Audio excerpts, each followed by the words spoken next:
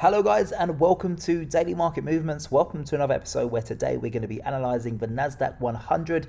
Just before I start today's video, for those who are watching my video and are currently interested in joining my Signal team, then please don't hesitate to visit my website dailymarketmovements.com. I've left the website link in the description of today's video. I charge a very small fee of $29.99.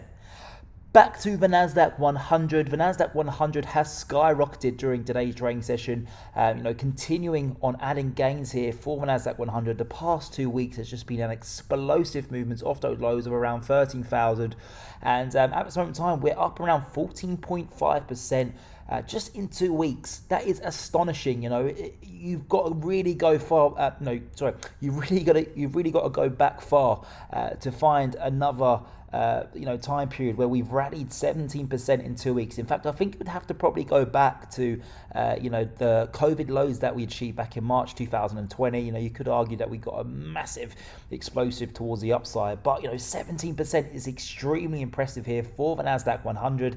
And I continue to hear analysts and traders and hedge fund managers come out on the likes of Bloomberg and CNBC and say, the NASDAQ 100 has done great, but we've probably gone a little bit too far, a little bit too quick, and I expect it to roll over. Guess what? They said that when it was approaching the 50-day EMA. What happened? We broke above it. They said it when we were about to hit the 200-day EMA. Guess what? We've broken above it. And I heard investors saying the other day that when we get to 15,000, this is an area where I expect the market to roll over. Guess what? We've now broken above it. We're trading 200 points higher. It's the exact same for the S&P 500. I heard the same for the 200 and the 50-day EMA. We broke above both. And then 4,500 was a very key area for the S&P 500. We have sliced through it like a knife slices through butter. And today I heard an analyst from JP Morgan come out and say that 4,600 should offer plenty of resistance. And guess what happened today? We had a high all the way up at 4,623. We're still hovering around that 4,600 area. So I think, from a fundamental perspective, the markets are finding some joy because Russia and Ukraine officials are currently having peace talks in Turkey. And it's actually sounding pretty positive. We had comments out from both Russia and Ukraine today basically announcing that so far the talks have been constructive.